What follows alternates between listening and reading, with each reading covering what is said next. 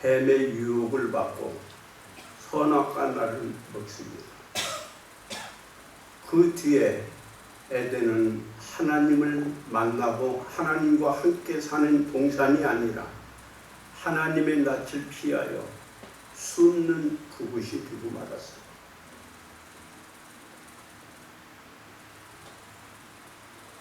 이것이 죄의 결과였습니다. 죄는 하나님과의 교제를 파괴하고 하나님의 낯을 피하게 만듭니다. 오늘도 아담에게 찾아왔던 사단은 우리에게 와서 속삭입니다. 야, 내가 좋은 거 줄게. 저기 가면 참 즐겁고 행복하단다. 내가 명예를 줄게. 여러 가지로 미끼를 던져놓아서 우리의 영혼을 빼앗아가고 있다는 사실을 우리는 알아야 돼요. 하나님의 낯을 피하면 자유롭고 행복할 것 같이 보이지만 그러나 그것은 정말 괴롭고 고통이 있고 아픔이 있는 것입니다. 탕자가 아버지의 집을 떠났을 때 점점 그가 망해가잖아요. 오늘 여러분들은 지금 어디에 있나요? 여러분 곁에는 지금 누가 있나요? 하나님은 오늘 여러분에게 질문을 던집니다. 네가 지금 어디 있냐? 어디 있냐는 거예요. 에덴에 있으면서도 하나님과 함께 있지 못하고 하나님의 낯을 피하고 살고 있지는 않나요? 우리에게 가장 행복은 사랑하는 분과 함께 있는 거예요.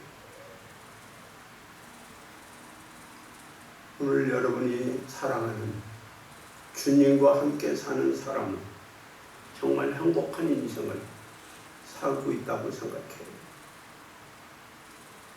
하나님은 우리를 왜 불렀을까요? 구원시키려고? 그리고 우리를 자녀 삼으려고? 우리에게 영생의 축복을 주시려고? 아니 우리를 하나님의 일을 하려고? 여러 가지 이유가 있겠지만 그 중에 가장 중요한 것은 주님이 함께 하고 싶어서 나와 여러분을 부르셨어요. 마가복음 3장 13절에 보면 주님이 12 제자를 부르는데 그 목적이 함께 있고 싶어서, 함께 있고 싶어서요. 오늘 주님의 부름을 받은 우리는 주님과 함께 있어야 돼요. 주님은 나와 함께 있고 싶은 사람을 부르고 계셔요. 저는 아내를 만나고 결혼을 했어요. 제가 선을 굉장히 많이 봤거든요. 제 기억으로만 한 60번은 기억에 남는 것 같아요. 그런데 지금 이 사람을 만나서 제가 여보가 아니지 그때는 우리 결혼할까요? 했더니 네 하더라고요. 그 순간 그는 다 버리고 나에게 시집 왔어요. 시집 와서 몇 년이 지났는데 이런 얘기를 해요. 다른 사람은 갈수록 창대해진다고 하는데 나는 갈수록 힘드네요 그러더라고요.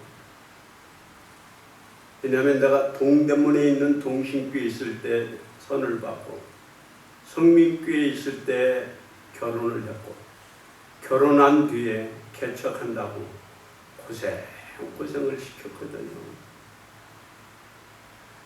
그런데도 모든 것을 다 버리고 몸 하나 와가지고 내 곁에서 늘 함께 있어요. 힘들어도 삶이 어렵고 고달파도 이게 부르심입니다.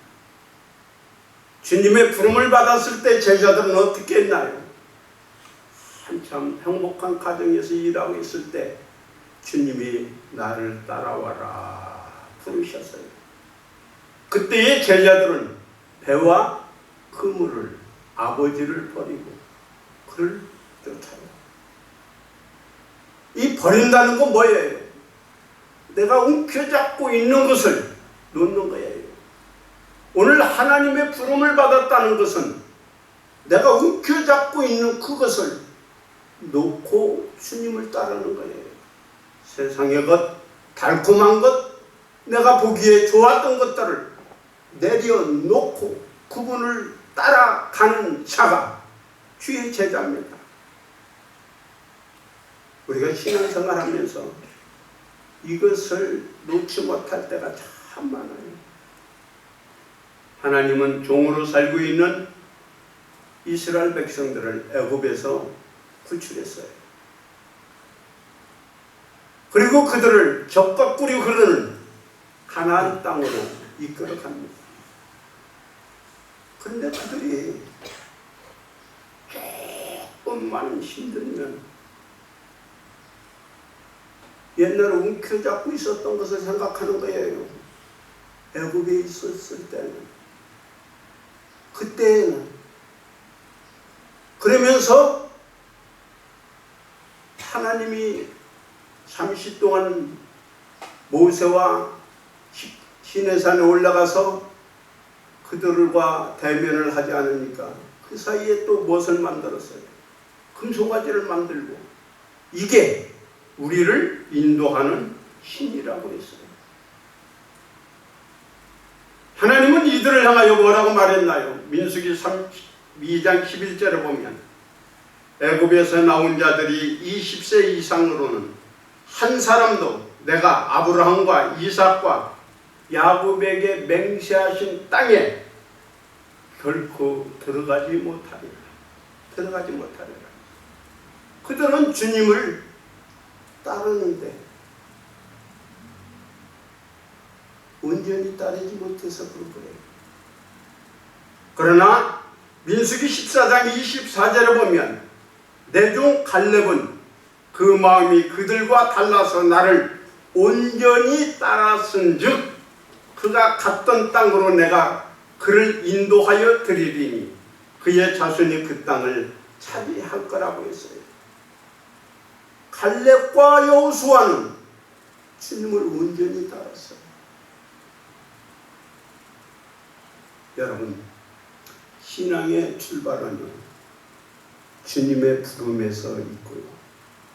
주님의 부름을 받은 사람은 그분을 온전히 따라가는 거예요. 움켜잡고 있는 것을, 세상의 것을 내려놓고 말입니다. 그러한 자에게 주님은 영생을 주시고, 그런 자에게 천국을 주시고, 그리고 자녀 삼아 주시는 겁니다. 오늘 하나님의 부름을 받고 사는 우리는 이제 움켜잡고 있는 것들을 내려놓고 그분을 따라가는 하나님의 백성으로 살기를 주님의 이름으로 축복합니다. 아멘. 두 번째로, 우리는 주님을 따른다면 그분과 함께 해야 돼요. 그런데 주님은 오늘 이런 말씀을 했어요. 섬기는 자가 나와 함께 있다고요. 주님이 우리를 선택한 이유는 여러 가지가 있다고 했어요. 그 중에 주님이 함께 있고 싶어서요. 주님은 우리와 함께 있고 싶은데 우리는 늘 주님의 손을 놓고 탕자처럼 세상으로 가려고 하는 습성이 있습니다. 여러분, 우리의 행복은 주님과 함께 할 때가 있는 거예요. 가룟 유다는 주님 버리고 돈을 택했는데 그 결과가 어떻게 됐나요? 돈 한 푼 쓰지 못하고 자살했잖아요. 탕자는 아버지를 떠나 거지가 됐어요. 오늘 우리는 주님을 떠나면 죽습니다. 죽어요.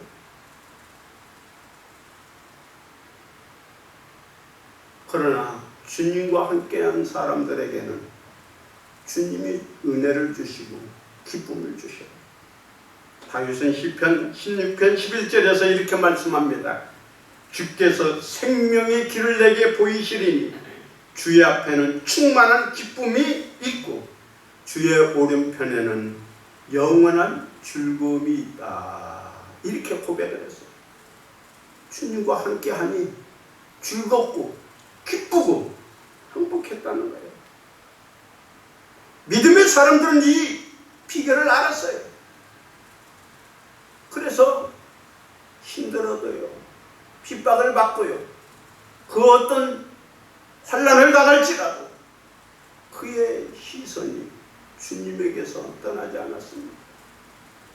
그가 어느 곳에 있든지 늘 주님을 찾았습니다. 주님과 함께 하려고 몸부림을 쳤어요. 오늘 여러분들은 지금 주님과 함께 하고 있나요?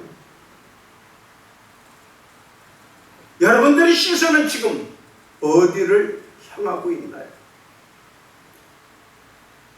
사도 바울은 예수 그리스도를 믿기 때문에 모든 걸 다 잃어야 했어요. 그리고 핍박과 환난을 받았습니다.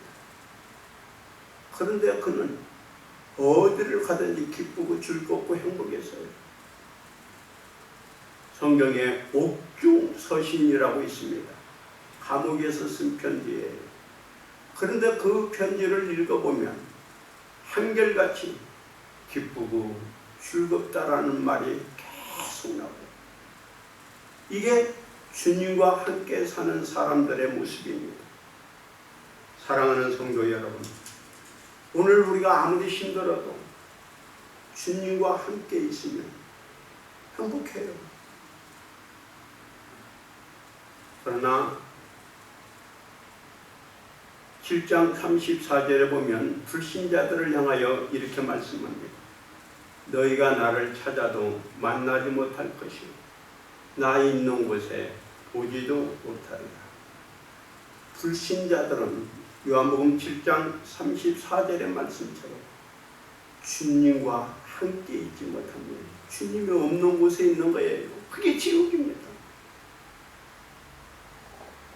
오늘 얼마나 많은 사람들이 입으로 주여 주여 하고 있지만 주님 없이 살고 있는지. 많은 크리스찬들은 신앙생활 하면서도 주 없이 사는 분들이 참 많아요.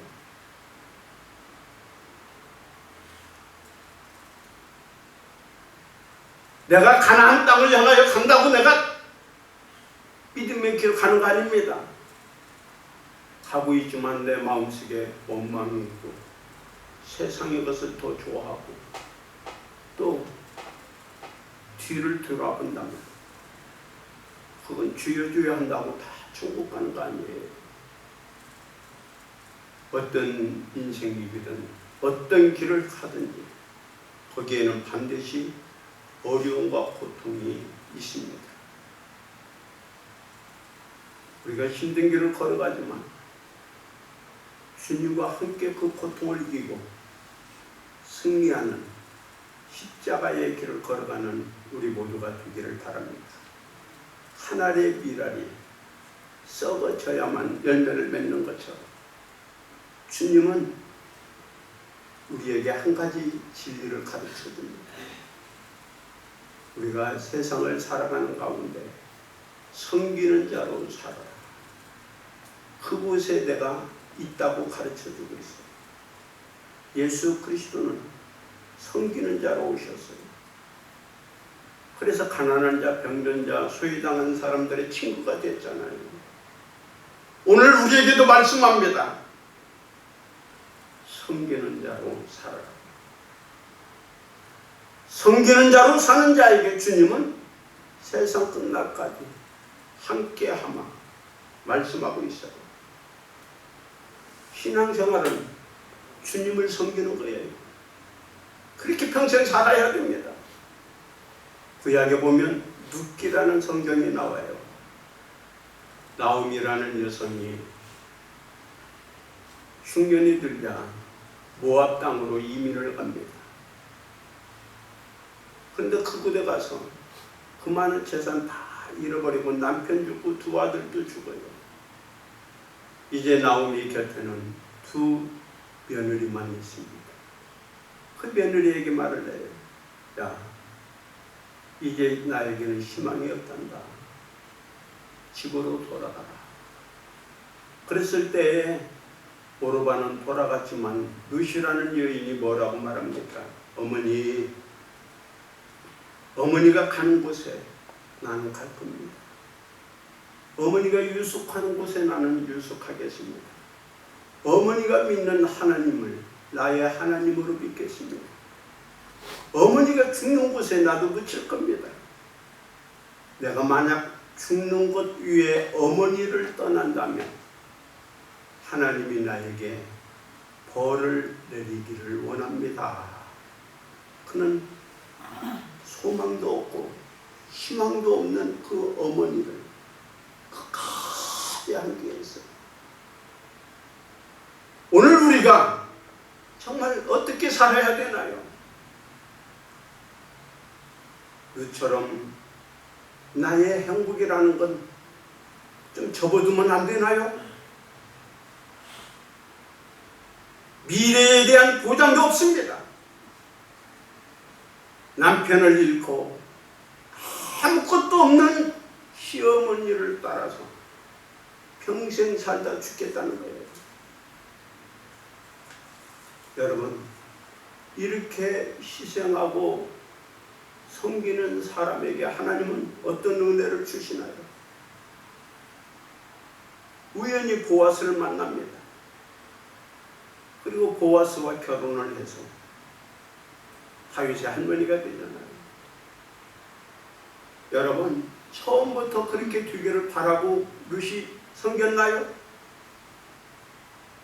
꿈에도 생각하지 못한 일들이 끝까지 함께하고 섬기니까 하나님이 주시더라는 거예요. 요즘 사람들은 나만의 행복을 고집합니다. 힘들다고 결혼도 하지 않고 조금만 힘들면 이혼하고 자식도 낳지 않아요. 자기밖에 모릅니다. 여러분, 기쁜 마음으로 이웃을 섬기면 안 되나요? 내가 기쁜 마음으로 이웃을 섬길 때에 나에게 기쁨이 있고 상대방도 기쁜 거예요. 그래서 성경은 말씀합니다. 부지런하여 게으르지 말고 열심을 품고 주를 섬기라고. 열심을 품고 주를 섬기래요. 하나님이 오늘 이렇게 열심히 주를 섬기는 자들과 함께하고 있음을 기억합시다. 또한 이렇게 주님과 함께 있는 자를 하나님은 가장 귀하게 여기십니다.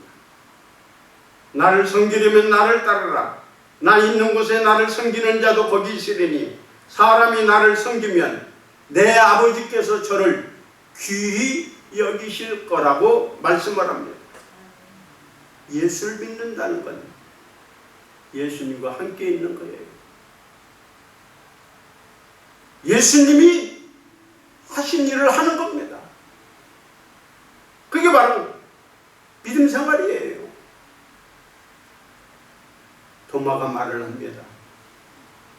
주여, 어디로 가시는지 우리는 알지 못하는데 그 길을 어찌 알겠습니까? 내가 곧 길이고 진리고 생명이니 나로 말미암지 않고는 아버지께로 올 자가 없다고 하셨습니다. 여러분, 주님과 함께 있는 그곳이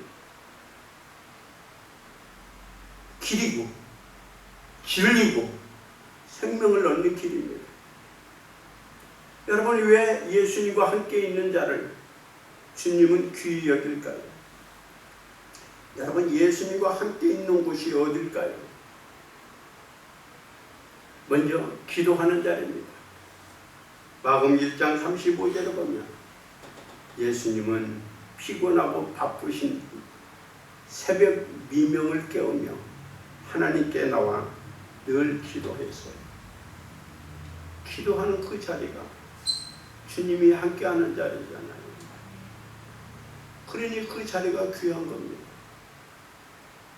예수님은 사랑하는 제자들을 깨워서 겟세마네 동산으로 올라갑니다. 나와 함께 기도하자는 거예요. 그래서 예수님은 밤이 새도록 피땀을 흘리면서 기도했어요.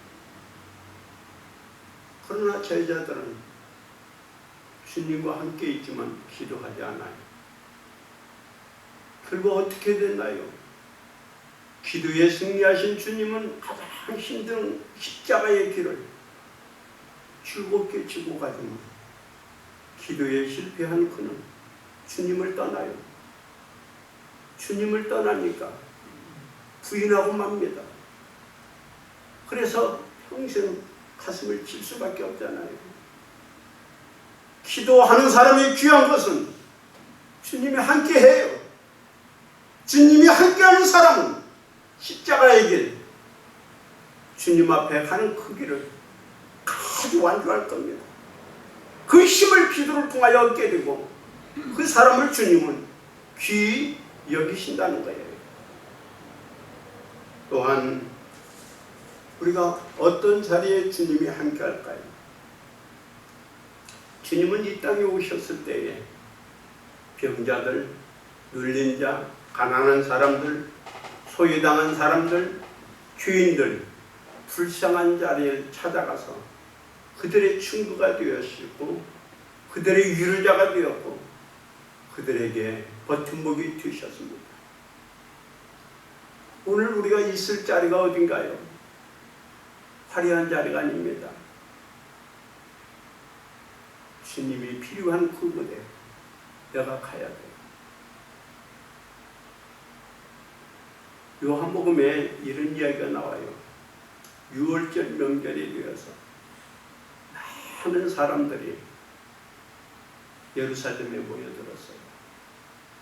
촌 사람들이 예루살렘에 왔으니 얼마나 볼 게 많고 신기한 게 많겠어요. 수많은 사람들이 웅성웅성하면서 분주하게 움직였어요. 그런데 예수님의 시선은 어디로 향한지 아십니까? 베데스다 연못으로 향하여 거기에는 38년 된 안진뱅이가 누워 있었습니다. 이 안진뱅이는 곁에 아무도 없어요. 그리고 평생 누워 있어야만 됐어요. 그의 희망은 미신이었어요. 누군가 천사가 모욕하고 난 뒤에 나를 저 연못에 들어가게 해준다면 내가 나을 텐데 38년 동안 누워 있었고 미신에 사로잡혀 있고 늘 뒤처지고 사람의 도움을 잊지 않으면 아무것도 할 수 없는 불쌍한 사람에게 주님은 찾아간 거예요. 그의 친구가 되신 거예요. 오늘 우리가 섬긴다는 게 뭘까요? 바로 이거 아닌가요? 누군가가 내가 필요한 그곳에 내가 가 있다면 그곳에 우리 주님도 함께 할 거예요. 이런 사람들이 주님의 마음을 시원하게 만들고 주님을 기쁘게 하고 그러니 그 사람이 귀한 겁니다.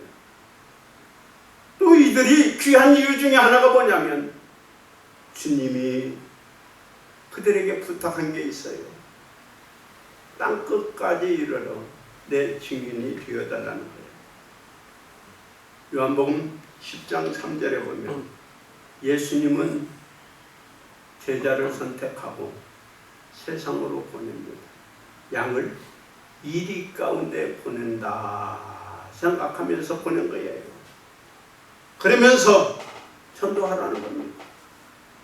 여러분, 정말 주님이 말씀한 것처럼 세상 끝날까지 누구와 함께 하냐면 전도하는 자와 함께 하고 있는 거예요. 예수님의 제자 12명은 마지막까지 전도하다가 하나님 품에 안겼습니다. 그러니 그들이 가는 곳곳마다 주님이 함께 했고, 주님이 함께 하니 그들은 담대했고, 가는 곳곳마다 이적과 표적이 일어나 수많은 사람들이 주께로 돌아왔잖아요. 우리가 있어야 될 것은 저 불신자들입니다. 그들에게 가서 복음을 전해야 됩니다. 이러한 사람들이 주님과 함께하고 이 사람을 주님은 귀히 여기실 거예요. 이제 저는 말씀을 닫겠습니다. 예수님은 우리를 부르고 나와 평생 함께 하자고 말씀하셨습니다. 여러분, 지금 어디에 있나요? 지금 무엇을 하고 있나요? 잠시 내 자신을 뒤돌아보면서 내가 지금 주님과 함께 하고 있는가? 주님이 계신 곳에 내가 있는가를 점검하며 삽시다. 내 자신을 위하여, 나만을 위하여 이기적으로 지금까지 살아왔다면 이제 좀 멈춥시다. 그리고 이제 주님을 위하여 주님과 더불어 살아가는 그 삶을 한번 시작해 봅시다.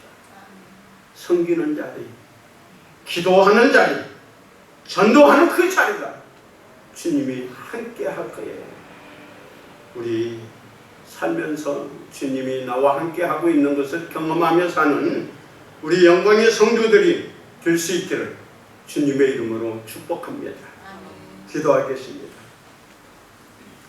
아버지 하나님, 참으로 감사합니다. 귀인이지만, 흠도 많고 연약한 자지만 하나님이 우리를 선택하여 자녀 삼아주시고 평생 함께하여 주시니 고맙습니다. 이제 우리는 평생 주님과 함께 사는 믿음의 길 가게 하여 주소서. 기도하는 자리, 섬기고 봉사하는 자리, 전도하는 자리에 서서 늘 주님과 더불어 살아가는 하나님의 백성이 되게 하여 주소서. 예수님의 이름으로 기도하옵나이다. 아멘. 이제 우리는 한 주간 또 시작됩니다. 이번 한 주간도 우리 믿음으로 승리합시다.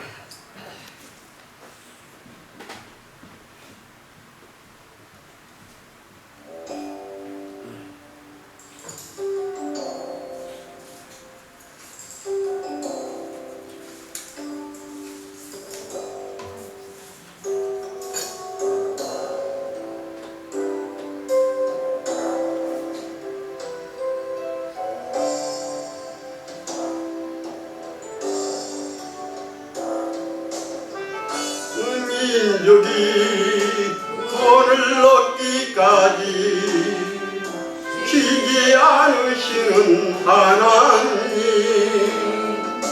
주의 심장 가지고 우리 이제 일어나 따르게 하소서.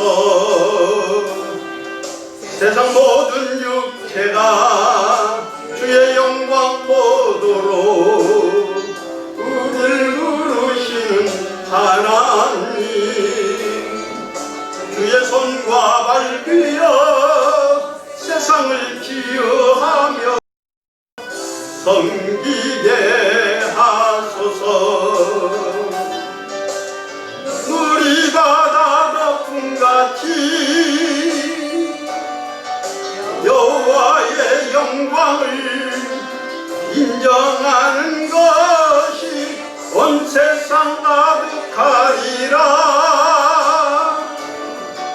우리 바다 덮음같이 우리 바다 덮음같이 우리 바다 덮음같이 오리라. 그날에 주의 영광 가득한 세상 우리는 듣게 되리. 그의 영광 가득한 성 우리 바다 덮음같이 여호와의 영광을 인정하는 것이 온 세상 가득하리라. 우리 바다 덮음같이 우리 바다 덮음같이 우리 바다 덮음같이.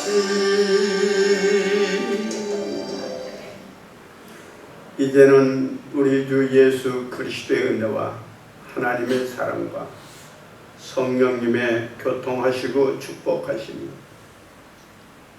주님을 따르면서 늘 주님과 평생 함께 살기로 원하는 하나님의 백성들 그 생업 가정 위에 이제로부터 영원토록 함께 하시기를 간절히 축원하옵나이다. 아멘.